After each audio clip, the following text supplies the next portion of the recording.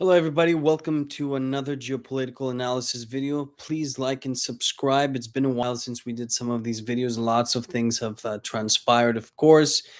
Some of the things have recycled and just added more information, especially when it comes to the economy, the Russian Ukrainian war, and of course, the global state of and affairs that we've discussed in some of our last few live sessions. So, Sudan, what's going on in Sudan? Okay, so the timing of this coincides with the war that is taking place in Ukraine. Why? Well, Sudan has been one of the places where Russia has been smuggling gold and just being supplied in general gold because of the large deposits that Sudan has. Now, this, as you can imagine, is being used one of the financing pardon me, methods in order to fuel the war in Ukraine. Now, Sudan has been a place that has had a strong military presence of France, and we heard recently that the French convoy was attacked. And of course, there's Islamic terrorism that occurs over there. There are a lot of nations around it: Mali, Djibouti, um, Chad, that suffer from continuous rebels who are essentially organized terrorist groups. I can't help but think um, the situation we saw in Kazakhstan not too long ago, before the war in Ukraine, um, was also connected with Russia. I don't know if you recall what had happened. There were a lot of rebels within the capital, I believe, of Kazakhstan. And what was going on was essentially a disruption of the supply chain because Kazakhstan and Russia have very strong industrial relations. And of course, that was being used by Russia in order to go ahead with the war in Ukraine. And Kazakhstan is one of the richest in terms of commodities and industrial developments that favor Russia and other countries as well.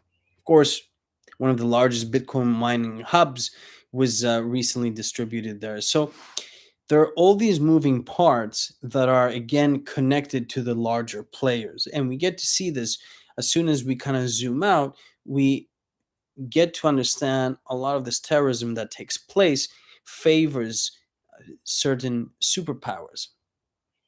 Now, in this case, I do believe that Turkey also has a presence there. Turkey, actually, if you look in the map, has one of the largest in numbers embassies in Africa and has a strong presence in the African countries that have Islamic terrorism. It comes to no surprise. We've seen connection with Al Qaeda. Turkey has had supplied oil to ISIS, smuggled weapons, and has been caught even by Russia through satellite images not too long ago that it has a strong connection by supplying ISIS, especially with the war in Syria. So it comes to no surprise that Turkey has a presence in those countries. But what is also interesting is that these countries right now, aside from what we discussed, Kazakhstan, uh, um, in Sudan right now, Sudan has a strong connection with the Russian Ukrainian war.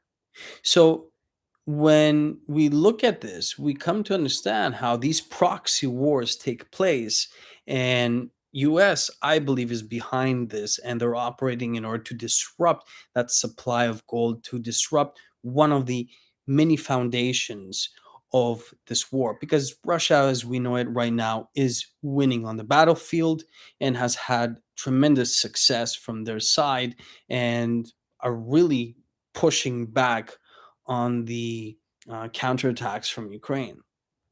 And the world's at a standstill right now because we're seeing that the Western alliances are up against an insurgence of the BRICS on a monetary perspective, and of course, countries that are supporting Russia.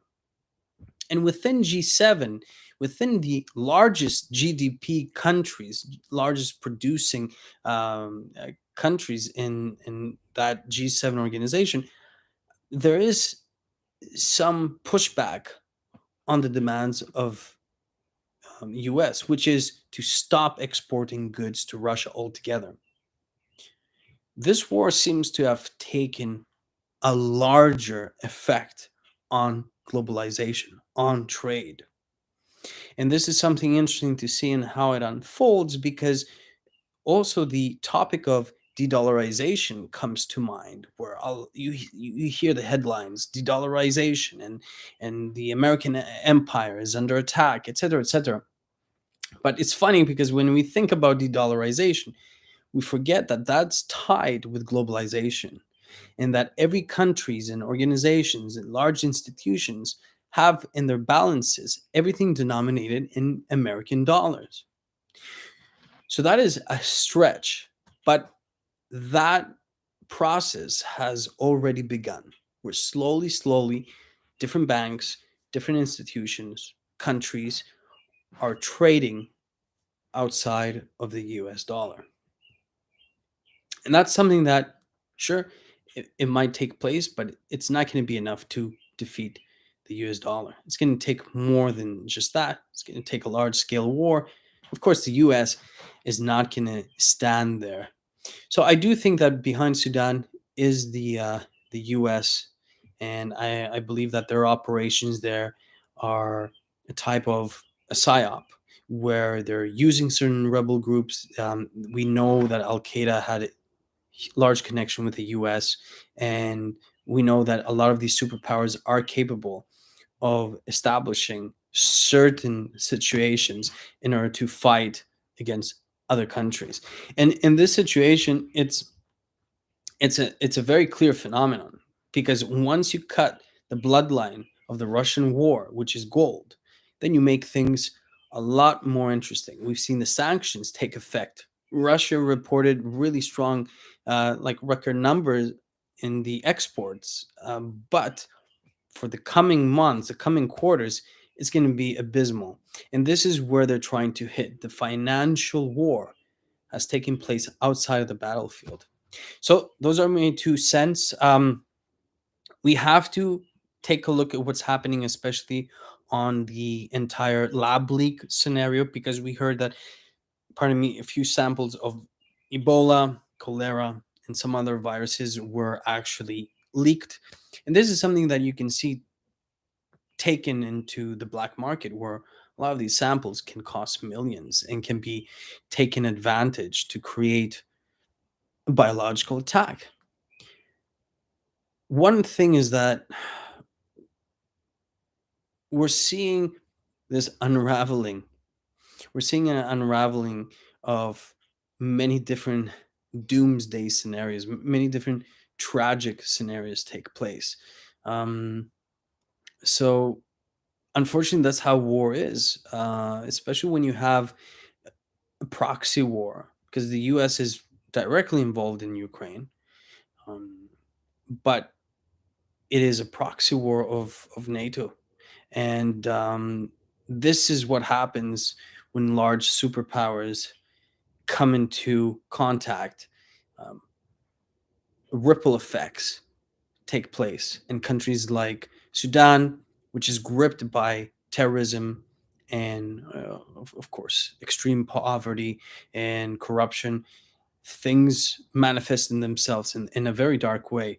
Yeah, very interesting to see what's going to happen there. I know that there have been many Greek soldiers, many Egyptian soldiers who are fighting with the French in order to also just maintain some peace and to manage to get out some of the expats of those countries.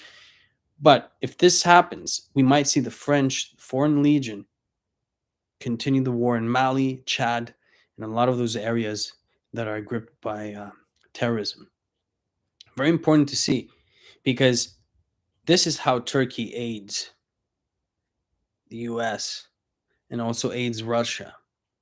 So that's why Turkey is a very, very important piece in all of this, because Turkey has a deep connection with Islamic terrorism, and the US has had as well.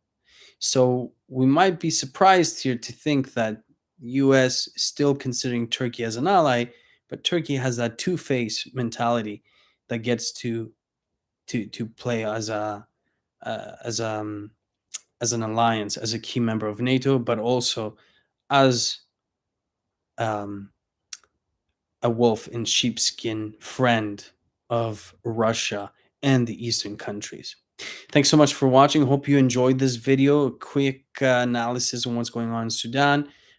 More news if they arise. I'll update some of these videos. So thanks so much for watching. Please subscribe and share the video.